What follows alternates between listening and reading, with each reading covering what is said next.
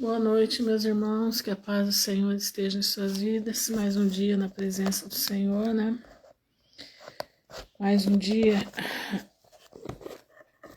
nós vencemos, em nome de Jesus.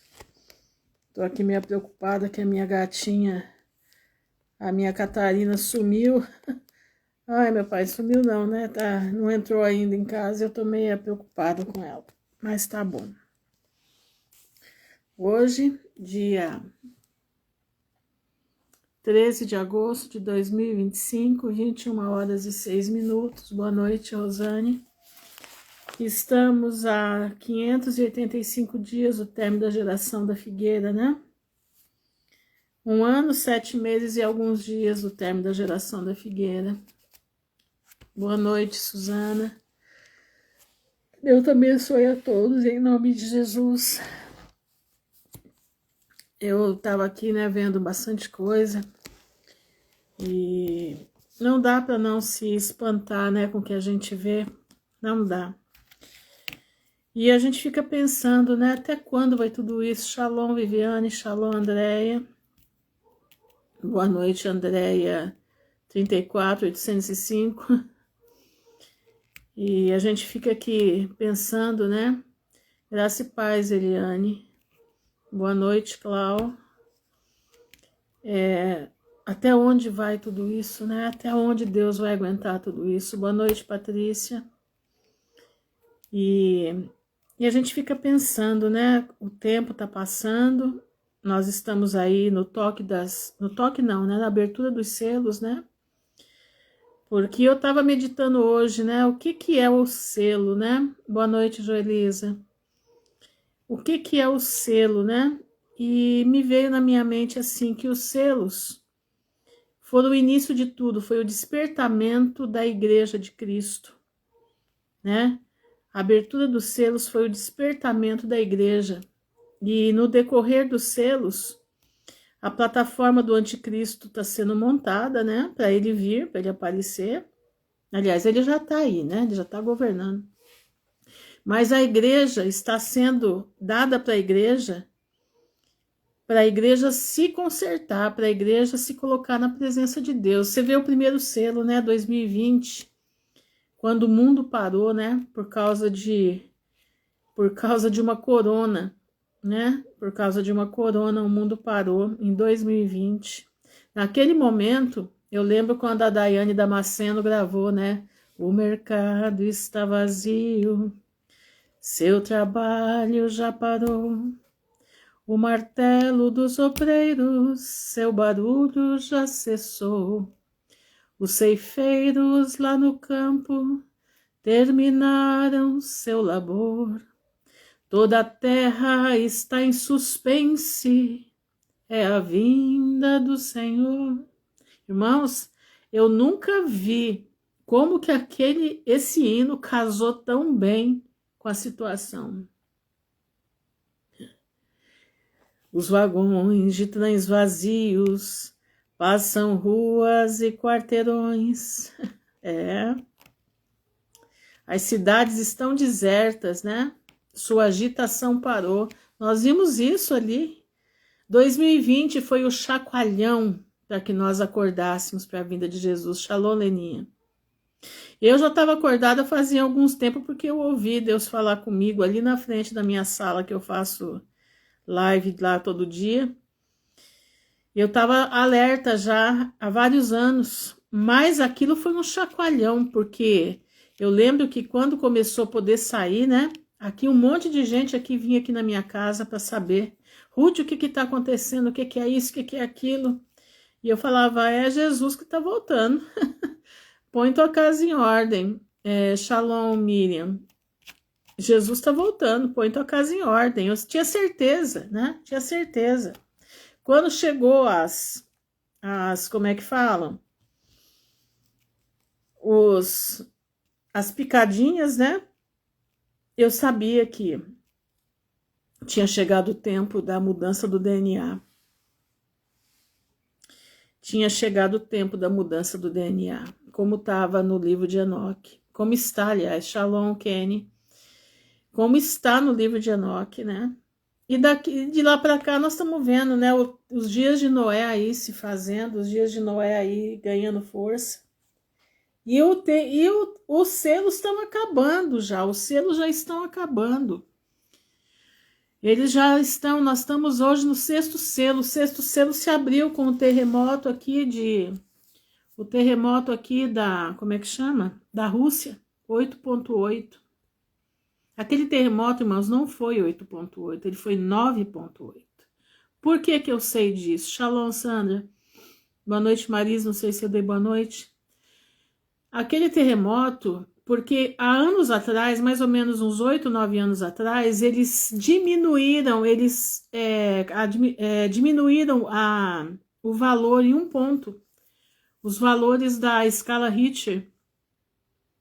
Então, por isso eu sei que não é 8,8, é 9,8. 9,8, a escala Richter, ela vai até 9. Então, ela saiu do padrão, entendeu? Saiu do padrão. Então, meus irmãos, nós estamos no acordar da igreja. Se a igreja não acordar agora, não vai ter muito tempo mais. Presta atenção no que eu estou te dizendo. Se a igreja não acordar agora, não resta mais muito tempo. Porque a partir do ano que vem, nós estamos no 7º selo. E já estamos próximo do término da geração da figueira.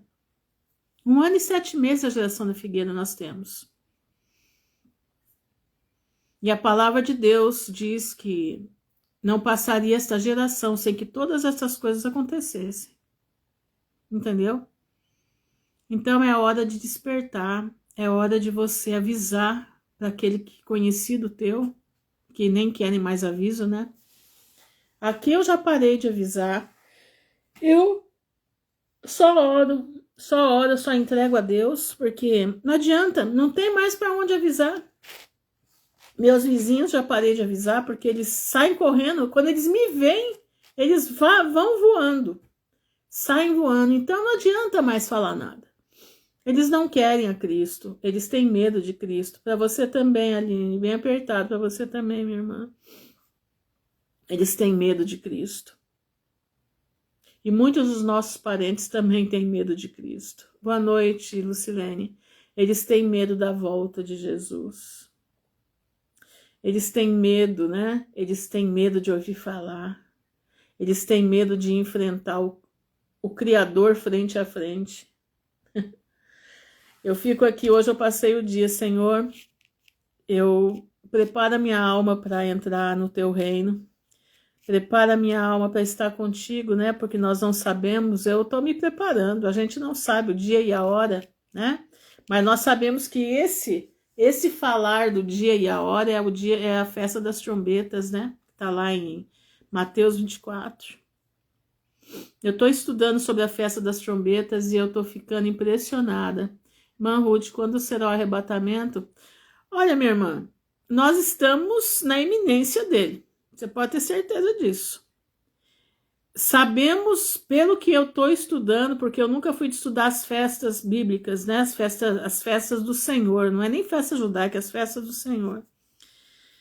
E nós sabemos que ele cumpriu já 4 festas, né? Ele morreu numa Páscoa, ele ficou no seio da terra no pães ázimos, ele ressuscitou nas primícias, ele mandou o Espírito Santo no Pentecostes, né? Muitas das igrejas de pedra não esperam verdadeiramente Jesus, eles querem oba-oba do mundo, exatamente.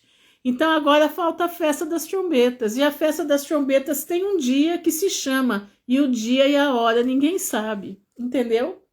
É o que diz lá como é que diz? É o que diz lá em Mateus 24, tem que ler a Bíblia, gente, tem que ler a Bíblia. Então, quando Jesus fala nem o dia e a hora ninguém sabe, ele está falando das festas das trombetas. Então, uma coisa nós temos certeza, ele voltará numa festa de trombetas, né? Ele voltará numa festa de trombetas. Agora, o dia, o ano, nós não sabemos. Sabemos que nós estamos próximos. Isso nós sabemos. Outra dica que nós temos é a geração da figueira. Faltam 1 ano e 7 meses para terminar a geração da figueira. Então é mais um indício, né, que nós estamos muito próximos, mas não sabemos. Tem muita gente sonhando com esse ano. Eu não acredito que será esse ano. Eu não acredito, mas eu estou me preparando. Eu sou sincera. Eu não acredito, mas eu estou me preparando. Por quê? Porque vai que é esse ano, né? Tanta gente sonhando. Então eu estou me preparando. Hoje mesmo eu passei o dia, Senhor, em nome de Jesus, não me deixa aqui. Shalom, Maria Rita. Não me deixa aqui. Prepara a minha mente, perdoa os meus pecados, né? Me ajuda a ser fiel, me ajuda a ser achado por digna de estar na tua presença. Eu passei o dia todo, eu estou passando os meus dias desse jeito, entendeu? Não que depois eu vá, como é que diz, retroceder, não. Daqui para frente é isso aí. A nossa vida tem que ser na vigilância, vigilância do não pecar, vigilância de estar diante da presença de Deus em novidade de vida, mudando os nossos hábitos, sabe? Nos chegando mais cidadãos dos céus. Nós temos que ser cidadãos dos céus. Então, nós estamos aí agora. Pelo que as profecias estão aí, os selos, o ano que vem é o 7º selo. O 7º selo já é a abertura do juízo. Quer dizer, a abertura das trombetas de juízo, né? E eu acredito, na minha visão, eu acredito que nós vamos sair daqui na quinta trombeta. Eu acredito isso. Eu acredito, né? Mas eu não sei. Porque as trombetas, elas são de 6 em 6 meses, né? Aí você vai falar assim, mas como que a senhora sabe? Porque os selos estão de 1 ano em ano.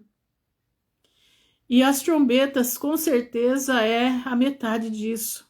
E dá certinho, 7 trombetas, cada 6 meses são 3 anos e meio, entendeu? São 3 anos e meio cada trombeta. Quer dizer, as 7 trombetas. Boa noite, Alberto. Boa noite, Valéria. Então, nós temos vários indícios. Agora, você vai perguntar para mim assim, como que a senhora pode falar tudo isso que a senhora está falando? A senhora tem embasamento? Tem. Tem embasamento na leitura da palavra, na observação das coisas, dos assuntos, do que está acontecendo. Não é de hoje que eu tenho estudado o Apocalipse, não, o Senhor me trouxe... Aliás, desde criança eu sempre gostei, minha mãe sempre leu, eu sempre fiz muito curso escatológico, mas do jeito das igrejas, não do jeito que eu sei hoje, não. Do jeito que eu sei hoje, não. E aprendi muito com muitos irmãos e tenho aprendido, não paro de aprender, todo dia estou aprendendo. E você vai na observação, aí você cai no livro de Enoque, você cai no livro de Jubileus, e aí você começa a ver o que Deus falava para Enoque lá atrás, tá entendendo? Então, aí você começa a ver que nem quando Deus falou comigo que o tempo do fim tinha chegado, há 12 anos atrás, a primeira coisa que Deus fez comigo foi colocar no meu ouvido todo dia assim, ó. Quer dizer, depois que eu passei por um processo, né, de muito choro, que eu chorava muito, eu fiquei 1 mês praticamente chorando, eu fiquei em desespero durante 1 mês, daquilo que eu estava vendo, que eu estava pressentindo, era muito terrível, até que o Senhor me levantou, né, me deu alegria de novo, e aí o Senhor começou a falar comigo. Tiraram porque o livro de Enoque tem coisas que eles não queriam que a gente soubesse.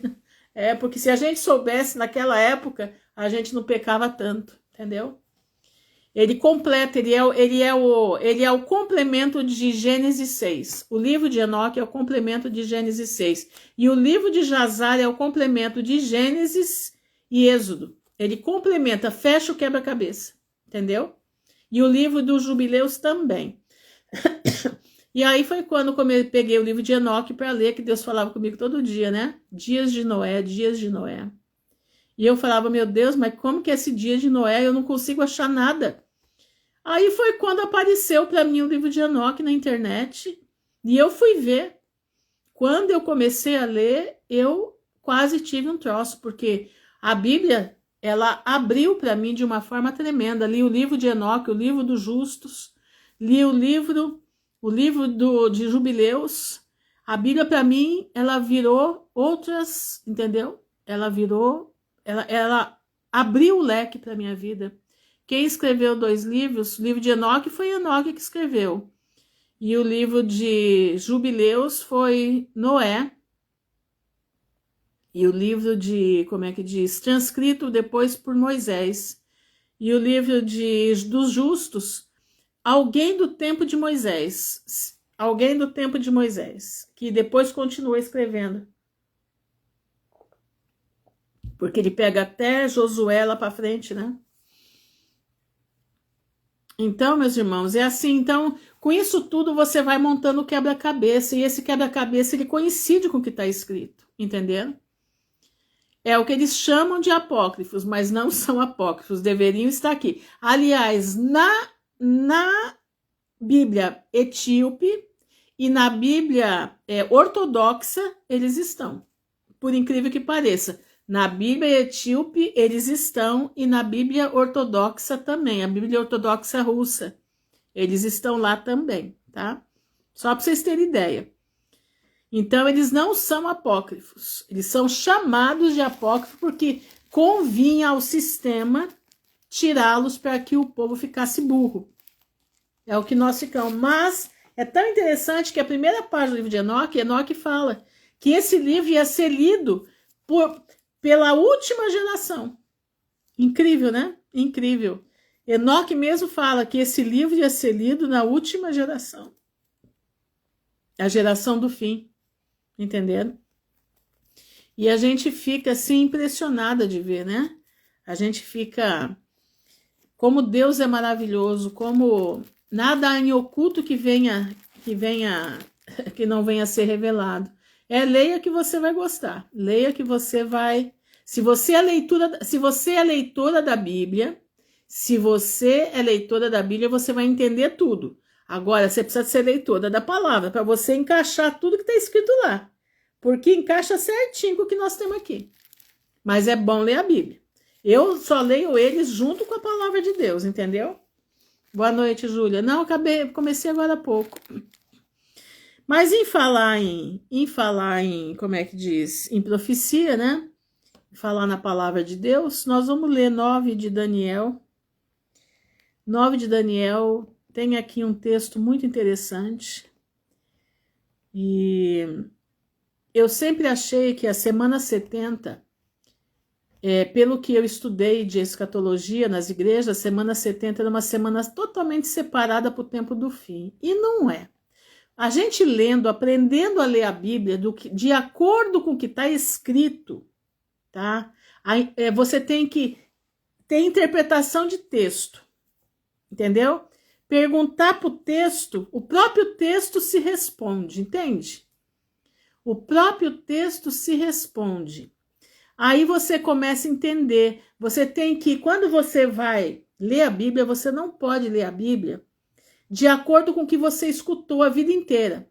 Porque se você for ler a Bíblia de acordo com o que você escutou a vida inteira, você vai continuar no erro. Entendeu? Você vai continuar no erro. Por isso, aqui em Daniel 12 diz que o conhecimento ia ser aberto. Eu acredito, irmãos, que é a maneira de ler a Bíblia. O véu da ignorância sai e você consegue entender a palavra de Deus, entenderam? É interessante quando a gente lê a Bíblia de uma forma devagar, pausadamente, sempre observando, não entendeu um versículo, volta lá atrás, lê de novo, entendeu? E começa a fazer pergunta para o próprio texto. Começa a perguntar para o próprio texto. E você vai ver que dissipa muitos erros que nós aprendemos no CNPJ, entendeu? Muitos erros que nós aprendemos no CNPJ e infelizmente ainda continua tendo porque não, como é que diz, não querem crescer. Para começar a ler agora, qual o livro melhor? Edna, você é leitora, você já leu a Bíblia, minha irmã? Você já leu a Bíblia? Se você não leu a Bíblia, eu te aconselho a ler o livro de Salmos. E ler também os evangelhos, o Salmo e os evangelhos, Mateus, Marcos, Lucas, João. E o livro de Salmo. O livro de Salmo é um livro maravilhoso. Entendeu? Você lê a Bíblia? Ah, então Quando o véu cai, não nos encaixamos mais no sistema religioso. Exatamente. Eu amo estar na igreja, mas depois que você é liberto, já não aceitamos mais o engano. Irmã, para entender o Apocalipse, temos que ler o livro de Daniel primeiro? Não. Você pode ler Daniel e Apocalipse ao mesmo tempo. Entendeu? Eu estou lendo aqui o livro. Eu li ontem 8, né? De Daniel. Eu vou ler hoje. Daniel 9, eu quero que você preste bastante atenção, tá? Porque eles são interligados, mas não só eles. Dentro dos Salmos tem Apocalipse. No Ezequiel tem Apocalipse. Isaías, então, nem se fala. Os profetas menores, então, nem te conto tanto que de Apocalipse tem ali dentro, entendeu? Nós temos que estar com a nossa mente ligada, entendeu? Ligada para poder entender. Sabe, nós temos que pegar a Bíblia e somente absorver ela, sabe? Não adianta trazer fulano, ciclano, beltrano, não. É a Bíblia pela Bíblia. E aí Deus começa a abrir os horizontes do entendimento da palavra. Eu tenho pedido muito para Deus me dar entendimento, porque eu sou muito, eu sou fraca para entender as coisas. Sou fraca mesmo. O pouquinho que eu entendo é porque eu faço muito, eu peço muito a Deus orientação, peço muito a Deus para que Ele abra, sabe, a visão a visão espiritual, mas também a minha visão intelectual, né? Porque eu de intelecto sou meia burra, entenderam? Então eu peço muito a Deus que Ele abra essas duas vertentes na minha vida para eu poder entender. Mas vamos lá, vamos ler agora 9 de Daniel, porque ele é um capítulo um pouquinho longo, mas interessante, eu quero que você observe. Eu queria que você olhasse a data. Daniel 7 diz que no primeiro ano de Belsazar, tá? Daniel já deveria ter uns 70 anos, por aí. Aí no capítulo 8 diz que é no terceiro ano de Belsazar. Então passaram-se primeiro, segundo, terceiro. 2 anos de intervalo quase. E agora, no 9 de Daniel, ele diz que no primeiro ano de Dario, lembra? Dario tomou posse naquela noite que Daniel foi lá, se foi chamado para, como é que chama? Para decifrar a escrita na parede, né? Mene, mene, tekel, parsim, que ele diz que pesado foste na balança e foste achado em falta, e o teu reino vai ser passado para outro. Naquela mesma noite mataram Belsazar, né? Os medos e persas entram e tomam o reino. E Daniel continua como o homem mais importante do reino, nas mãos de Dario. Que coisa interessante, né? Aqui, ó. No ano primeiro de Dario, filho de Assuero, da nação dos Medos, o qual foi constituído rei sobre o reino dos caldeus. Presta atenção. E no ano primeiro do seu reinado, eu, Daniel, ele mesmo está falando, entendi pelos livros que o número de anos de que falou o Senhor ao profeta Jeremias, em que haviam de acabar as assolações de Jerusalém, era de 70 anos. Presta atenção. Daniel estava estudando os livros do povo hebreu, tá? Ele estava estudando os livros do povo hebreu, esse livro que fez o compêndio da Torá. Presta atenção. E ele entendeu, estudando, lendo, relendo, clamando a Deus, que o ano que Deus falou para Jeremias que Israel ia ficar 70 anos no cativeiro, haviam de acabar, já estava terminando, em que haviam de acabar as assolações de Jerusalém, era de 70 anos. Então Daniel viu que o negócio já estava terminando. Shalom, Vanise. E o que Daniel faz agora? Ele começa a buscar Deus. Olha aqui, ó. E eu dirigi o meu rosto ao Senhor Deus, para o buscar com coração, rogos, jejum e pano de saco e cinza. Então, o que ele fez? Nós estamos aqui esperando a geração da figueira, que é de 70, 80 anos. Nós estamos como Daniel. Daniel estava vendo também, porque Daniel foi para o exílio, ele devia ter de 14 a 16 anos. Então, ele aqui, nesse período de Dario, ele estava em torno de 84 anos. Olha isso. Daniel estava em torno de 84 anos. E ele estava vendo que o tempo já tinha vencido. E agora ele começa a clamar. E eu dirigi o meu rosto ao Senhor Deus para o buscar com oração e rogos, jejum, pano de saco e cinza. Nós precisamos nos vestir disso, nos humilhar diante da potente mão do Senhor. Shalom, Eliane, para que nós não venhamos ser achados indignos de estar diante da presença do Senhor. E orei ao Senhor, meu Deus, e confessei.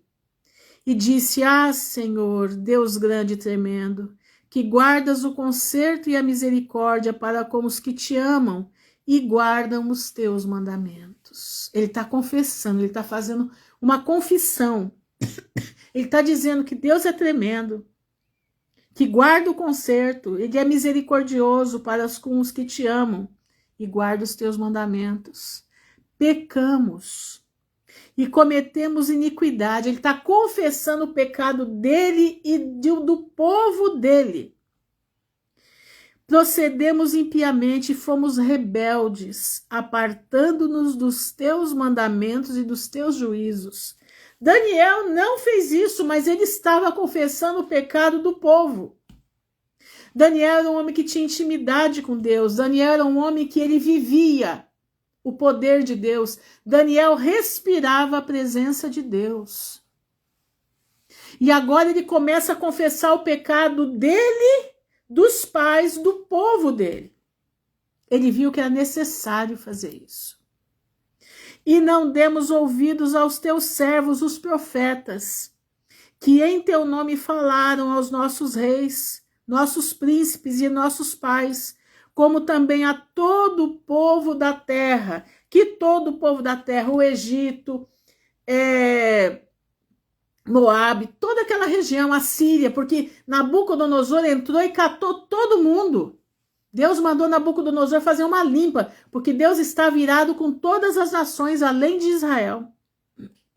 Por isso fala, e a todo o povo da terra.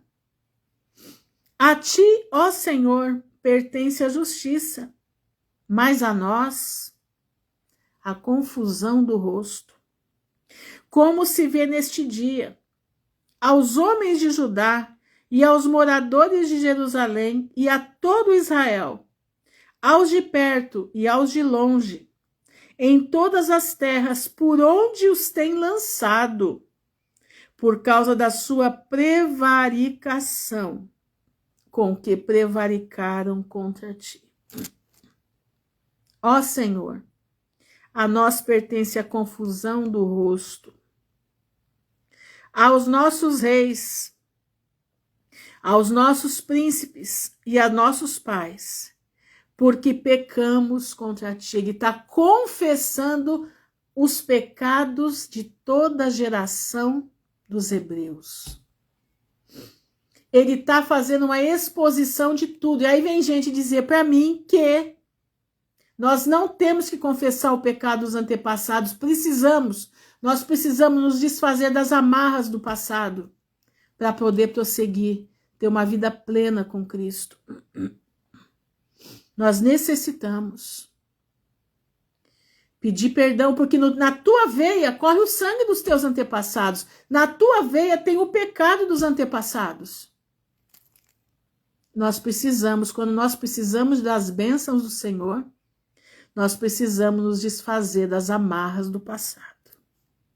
Ao Senhor nosso Deus pertence a misericórdia, o perdão, pois nos rebelamos contra ele e não obedecemos à voz do Senhor, nosso Deus, para andarmos nas suas leis, que nos deu pela mão de seus servos, os profetas. Sim, todo Israel transgrediu a tua lei, desviando-se para não obedecer a tua voz. Por isso, a maldição, o juramento que está escrito na lei de Moisés. Lembra do monte? Acho que era o Monte Gerizim, né? Das maldições. Servo de Deus, se derramou sobre nós porque pecamos contra ele.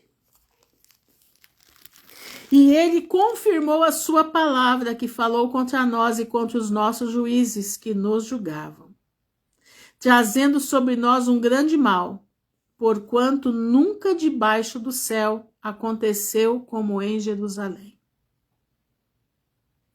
Foi destruído tudo. Como está escrito na lei de Moisés, todo aquele mal nos sobreveio. Apesar disso, não suplicamos a face do Senhor nosso Deus, para nos convertermos das nossas iniquidades e para nos aplicarmos à tua verdade. É uma confissão de pecado. Por isso, o Senhor vigiou sobre o mal e o trouxe sobre nós. Porque, meu irmão, você abre uma brecha, Satanás vem. Se abre uma brecha, o diabo vem. Eu nunca me esqueço, uma vez um cientista falou, eu tinha 14 anos quando eu escutei isso, Deus perdoa sempre, o homem às vezes, a natureza nunca. Você pecou, faz brecha no muro, maldições entram.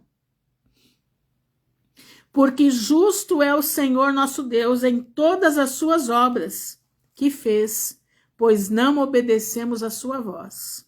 É a lei do retorno, meu irmão, a lei da semeadura. A lei da semeadura.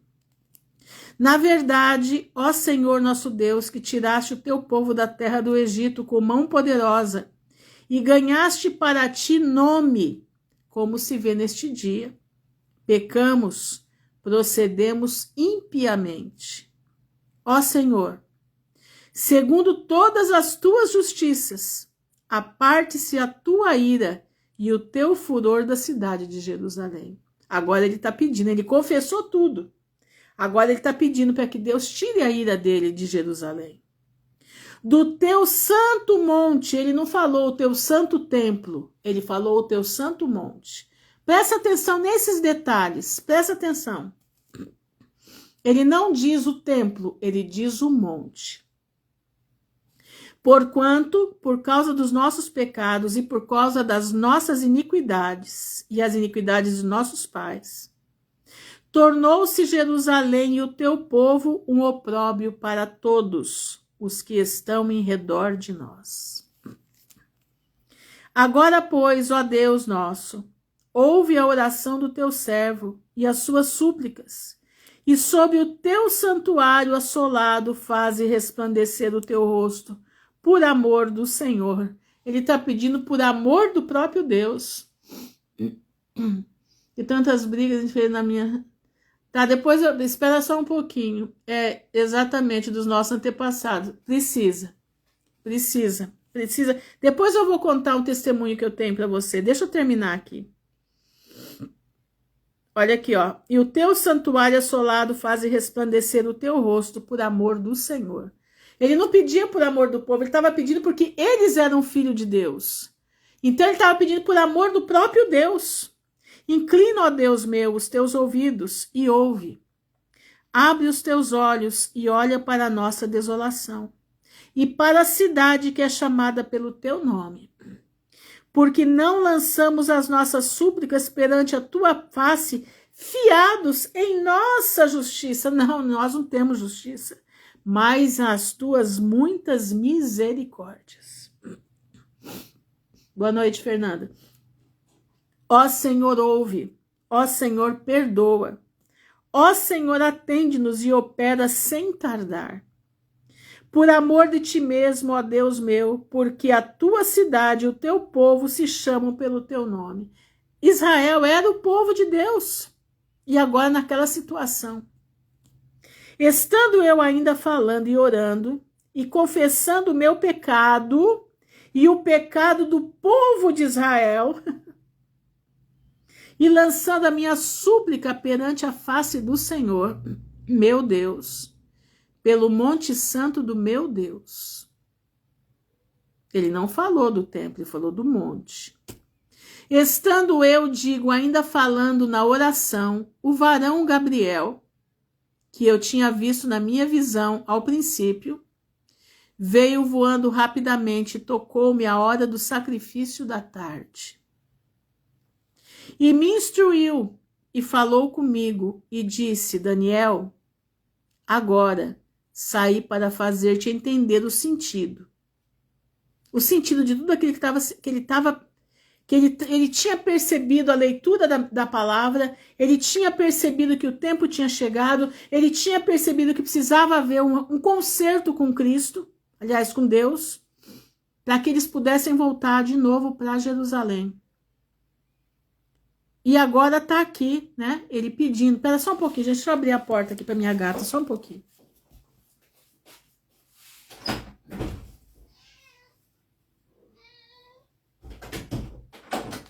Fica quietinha aí.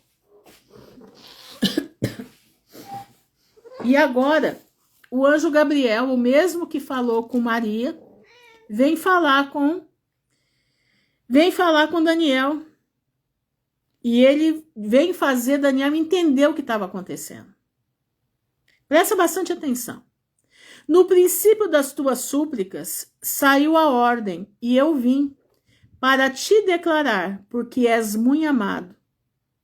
Toma, pois, bem sentido na palavra e entende a visão. Presta atenção, porque nós temos que entender agora também, tá? Você vai agora, tira da tua cabeça tudo que você ouviu sobre a semana 70 por aí. Tira tudo. Presta atenção. Olha aqui, ó. Toma sentido, pois bem sentido na palavra e entende a visão. 70 semanas estão determinadas sobre o teu povo. Presta atenção. E sobre a tua santa cidade. 70 semanas estão declaradas sobre o povo de Israel, sobre a cidade de Jerusalém. Presta atenção. Para extinguir a transgressão, dar fim aos pecados, expiar a iniquidade, trazer justiça eterna, selar a visão e a profecia, e ungir o santo dos santos. 6 coisas tem aqui. Sabe e entende, desde a saída da ordem para restaurar e para edificar Jerusalém, até o Messias. Olha aqui, ó. Ele está dizendo do Messias. O Messias também é o príncipe. Presta atenção. 7 semanas e 62 semanas. Então, 7 semanas, o tempo da reconstrução do segundo templo. O tempo começa em Neemias. Quando eles saem da Babilônia, né? Saem de lá e voltam para Jerusalém. Neemias, marca aí, Neemias e Esdras. Aí, 62 semanas. Aqui. As ruas e as tranqueiras se reedificarão, mas em tempos angustiosos. Quer dizer, ia ser um tempo de angústia aquele tempo. Não é agora, é aquele tempo. Lá atrás, tempo de Neemias. E depois das 62 semanas, presta atenção, tempo de Neemias, tempo de Antíoco Epifânio, tá? Todo esse tempo aí. É o que ele está falando aqui. Então, 7 semanas, mais 62 semanas, elas iriam terminar 62 semanas quando aparecesse o Messias, o príncipe. E depois das 62 semanas, será tirado o Messias. E não será mais. Quer dizer, ele ia morrer. O Messias ia morrer. E o povo do príncipe, que é o Messias, que há de vir, o Messias que virá para morrer por todos nós. Boa noite, Berenice. O povo do príncipe, que há de vir, destruirá a cidade e o santuário. Aí você vai assim, mas irmã Ruth, quem destruiu foi o Império Romano. Por que ele destruiu? Porque o povo do príncipe se rebelou contra o Império Romano e provocou a destruição toda. Presta atenção. E o seu fim será como uma inundação, o fim de Israel. Então Deus está fazendo aqui um adendo entre a semana 62 e o término da semana 69, aliás, desculpa, 69, e o término. Então, são 7 semanas, 62 semanas. Presta atenção. Agora nós vamos aqui, olha aqui. O seu fim, o fim do povo judeu naquele período, seria como uma inundação. E até o fim haverá guerra. Até o fim quando? Agora. Haverá guerra. E estão determinadas assolações. O povo judeu não vive em guerra, não vive em assolação. E ele firmará, ele quem? O Messias, Jesus. Firmará um concerto com muitos por uma semana. Presta atenção. Jesus, ele é o príncipe. Ele firma o concerto com muitos por uma semana. E na metade da semana, fará cessar o sacrifício. Por quê? Porque ele morre. O ministério dele é de 3 anos e meio. E ele morre. E faz cessar o sacrifício. Porque lembra que quando Jesus morreu, rasgou o véu de cima a baixo? Ali acabou. O sacrifício ali acabou. Ele foi o sacrifício. Entendeu? Ele foi o sacrifício. Então, 3 anos e meio o ministério dele. Ele fez um concerto. Ele veio para firmar o concerto com o povo. Mas na metade do concerto foi rompido porque o mataram. Olha aqui, ó.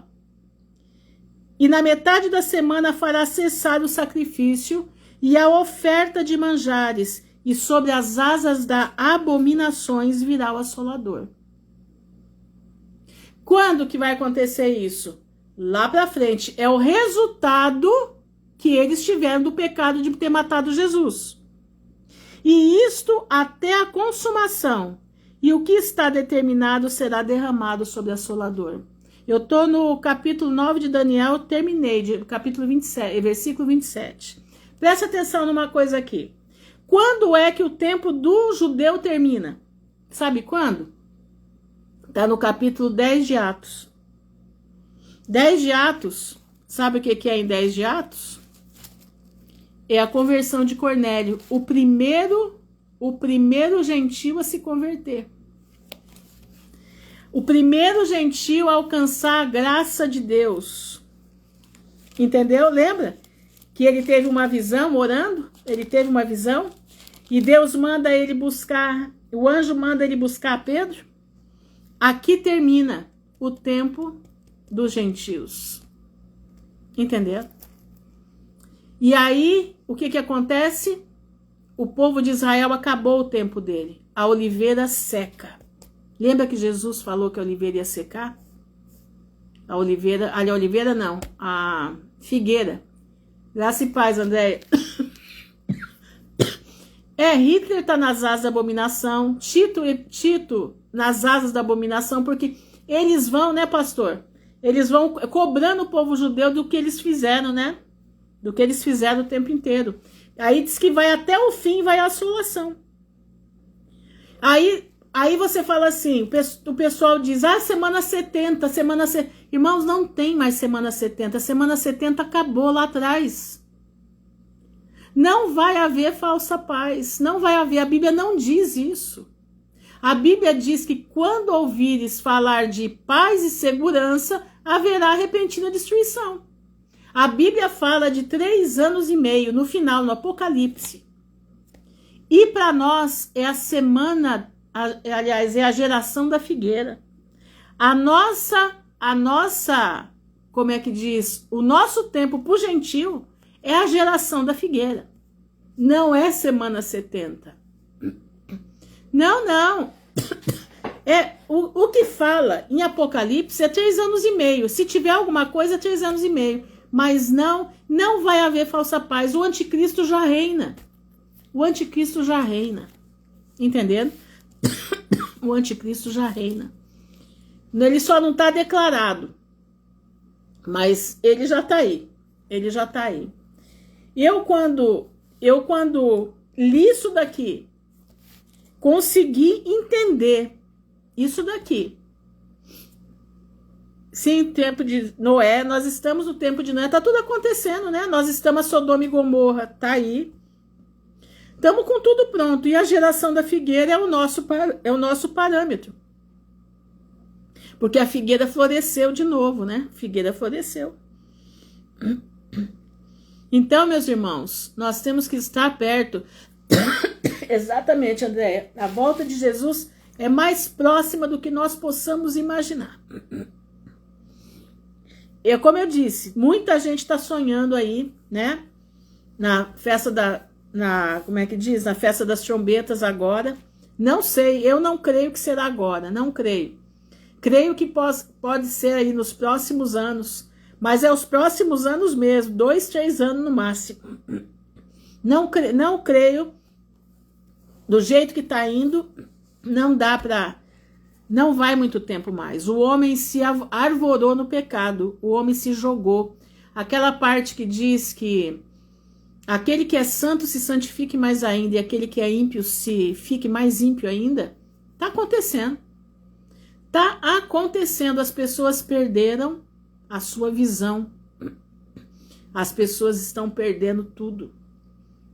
E aquele que é santo está buscando se santificar cada vez mais. Eu vou contar para a Vanise, né? Falou aí sobre a família dela. Vanise, eu vou te contar de trocar alimentos e remédios. Sou a favor, sim. Para 6 meses, no mínimo 6 meses. Porque vai haver um abalo aí muito grande, e como é que fala? E o Senhor já orientou muitos filhos dele, a mim mesmo, há muitos anos o Senhor orientou lá atrás para estocar. Pode estocar para 6 meses. E água também, viu? Água também. Vai haver um abalo no país, né? Nós não sabemos como vai ser, se vai ser uma guerra. O nosso país está virando um palco de guerra, né? Nós temos 2 nações competindo pela posse do Brasil. Tá? Nós temos 2 nações, aliás, 2 superpotências competindo pela posse do Brasil. Isso tudo, e com essa bagunça toda, eles estão avançando com a agenda, né? Mas respondendo a Vanise, que é uma coisa que ela perguntou sobre o que Daniel aqui, né? Daniel aqui, ele pediu perdão pelos, como é que fala? Pelos antepassados, pela nação, né? Eu, na minha vida, eu sempre fui crente. Eu nasci no lar evangélico, né? Meu pai não era, mas minha mãe era muito forte dentro de casa, então tudo ela girava em torno do que ela acreditava. Mas a minha família tinha um problema muito sério, um problema de um gênio muito difícil. Pessoas geniosas, pessoas que não voltam para casa com o peixe instalado na garganta, entendeu? E eu era desse jeito, e eu caí numa situação muito tremenda, eu fui acometida por uma, como é que fala? Por uma magia negra que fizeram para mim, para minhas filhas, para que nós morrêssemos. E eu passei por coisas horríveis. E um dia eu estava muito desesperada, porque eu tinha um gênio, eu era temperamental, tinha um gênio terrível, um gênio tenebroso. E eu comecei a pedir a Deus que eu não queria viver aquela situação. Eu era neta de maçons, tá? Filha do primogênito do meu avô, e o primogênito, meu pai, não quis ser maçom, e existe uma maldição da loja em cima do primogênito que não quer ser, né? E meu pai tinha horror daquilo. E meu avô era grau alto. E ali eu comecei a clamar a Deus que eu precisava de libertação. Eu não queria viver a vida sofrida de temperamento, entendeu? Explosivo. Eu queria mudar, eu precisava mudar. E eu comecei a clamar a Deus e comecei a pedir a Deus que Deus me mostrasse. E quando foi um dia, eu estava lendo o livro de Daniel. Quando eu caí nesse capítulo, porque eu lia, mas eu nunca tinha prestado atenção. Mas esse capítulo me chamou a atenção, porque Daniel pedia perdão dos antepassados. E eu senti que esse capítulo caiu como uma flecha dentro do meu coração, quente. Era uma flecha tão quente que chegava a arder. E ali eu marquei com Deus. Nesse período eu marcava muitas coisas com Deus, né? Eu estava numa luta tremenda.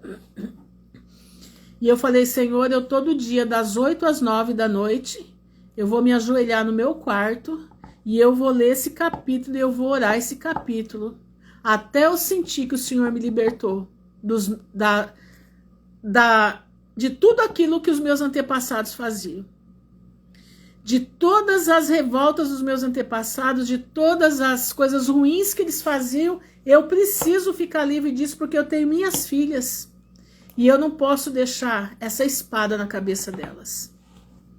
E ali eu comecei a orar, irmãos. Eu comecei a orar e eu lia esse capítulo todo. Eu lia em voz alta. E ali eu clamava a Deus e ali eu chorava. Até que um dia eu senti. Isso passou muitos dias, foram mais de mês. Eu orando ali. Quando foi um dia, eu comecei a ver que eu estava ficando liberta. Que eu já não explodia mais, sabe? Eu já não estava mais explodindo. Eu já era sociável. Entendeu? Eu já não tinha mais os ímpetos. Quando eu chegava num lugar, eu tinha que ser atendida, de ser a primeira para ser atendida. Se eu fosse uma fila de banco, eu enlouquecia na fila de banco. E eu comecei a perceber que eu estava mudando. E eu comecei a perceber que Deus tinha me libertado daquilo, da minha família, as coisas ruins da minha família, a genética, que o pessoal diz que é genética ruim, né? E foi através desse capítulo, lendo e orando este capítulo, porque a coisa mais tremenda que existe é você orar a palavra. É você orar o que está escrito na palavra. Sabe por que é maravilhoso isso? Porque quando você ora a palavra, você está dizendo ao mundo espiritual que você crê em cada letra, em cada vírgula que está escrito aqui. Tá entendendo? Você está dizendo para o mundo espiritual que você confia no Criador dos céus e da terra. Por isso nós precisamos aprender a orar a palavra. Precisamos aprender a clamar a palavra. Por isso você precisa ler a Bíblia, para que a tua oração possa fluir no mundo espiritual. Para que a tua oração chegue nas mãos do Todo-Poderoso. Para que a tua oração entre naquele incensário que vai ser jogado sobre a terra. Tá entendendo? Em breve o anjo vai colocar um incensário sobre a terra com as tuas orações e as minhas também. Sabe por quê? Para nos guardar do que vem vindo aí. Leia Apocalipse. Tá lá nas trombetas. Aliás, do selo para as trombetas. Leia lá para você ver. O incensário que Deus, antes de tocar a trombeta, é jogado um incensário. Jogado não. É colocado um incensário sobre a terra com as orações dos santos e o fogo do altar. Presta atenção, meu irmão, abre a tua mente, raciocina a palavra de Deus. Vocês precisam aprender a raciocinar a palavra do Senhor. Quando a gente começa a meditar, raciocinar a palavra de Deus, você começa a criar amor por essa palavra. Você não começa mais, você não fica enfastiado de ler a Bíblia. Você não dorme em cima da Bíblia. Porque você criou um vínculo com ela. Você criou intimidade com com a fala do Eterno na tua vida. Mas você precisa fazer isso, entendeu? Pois é, na minha casa não era meu pai que era brigão, era minha mãe que era pesada, entendeu? Minha mãe era casca grossa. A família da minha mãe era uma família muito terrível, entendeu? Na do meu pai tinha alguns problemas, mas não desse porte. Mas eu era tremenda, comigo ninguém comia nada, eu não levava nada para casa amanhecido, não. Exatamente, guardei a tua palavra no meu coração para não pecar contra ti. Então, meu irmão, você tem que ter intimidade, você tem que ter prazer em buscar a palavra de Deus. Você tem que ter prazer em ler, em ouvir a palavra do Senhor. Entendeu? Então, meus irmãos, eu aconselho vocês a lerem, a meditarem. Mas, irmã Ruth, eu leio e não entendo nada. Não tem problema não, começa a ler pouquinho, quer ver? Será que você não vai entender primeiro de Salmos? Quer ver? Vamos lá em primeiro de Salmos, é tão facinho lá, ó. Quer ver? Aí você começa assim, ó. Deixa só um jeitinho que eu faço aqui comigo mesma, né? Bem-aventurado o varão que não anda segundo o conselho dos ímpios, nem se detém no caminho dos pecadores, nem se assenta na roda dos escarnecedores. Ruth, você é bem-aventurada? Eu já fico assim para mim mesma.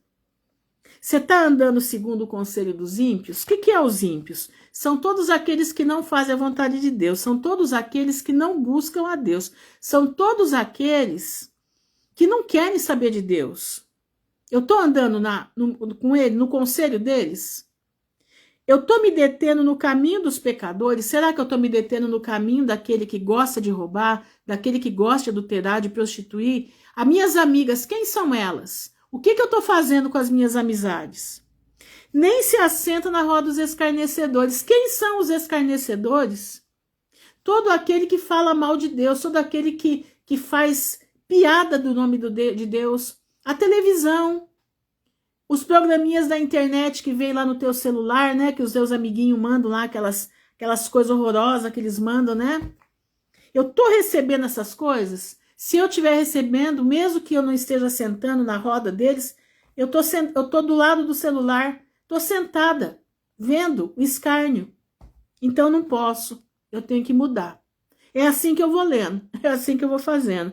Antes, tenha o seu prazer na lei do Senhor, e na lei medita de dia e de noite. Ruth, você está tendo prazer na lei de Deus? Você está tendo prazer na lei do Senhor? Você está meditando nela de dia e de noite? Olha agora, pois será como árvore, você vai ser uma árvore, plantada junto a ribeiros de água. Então quer dizer que eu sou uma árvore, né? Porque aquele rapaz que Jesus curou os olhos dele, perguntou para ele o que ele via. Ele disse que via os homens andando como árvores. Então quer dizer que nós somos árvores. A árvore tem raiz. Ela é plantada junto a ribeiros de água. Ribeiros de água, água viva. Jesus, a água viva. Estou plantada nele, então. Qual dá o seu fruto na estação própria? Quer dizer, eu vou ter o fruto de Gálatas 5. O fruto que Deus manda o crente ter. E cujas folhas não caem, as nossas folhas não podem cair. E tudo quanto a gente fizer vai prosperar. Por quê? Porque tem a bênção do Senhor. Não é prosperar, irmãos, não é ficar rico. Prosperar é falta de necessidade, prosperar no intelecto, prosperar na visão, prosperar nos meus pensamentos, prosperar na minha vida com Deus. Eu vou viver do lado de ribeiros de água viva. É isso que você tem que fazer. Isso vai fazendo você criar um vínculo com a palavra dele. Tá entendendo? Olha isso aqui agora. Não são assim os ímpios, mas são como a moinha que o vento espalha, né? Tira a palha do arroz, a palha do trigo e o vento leva embora.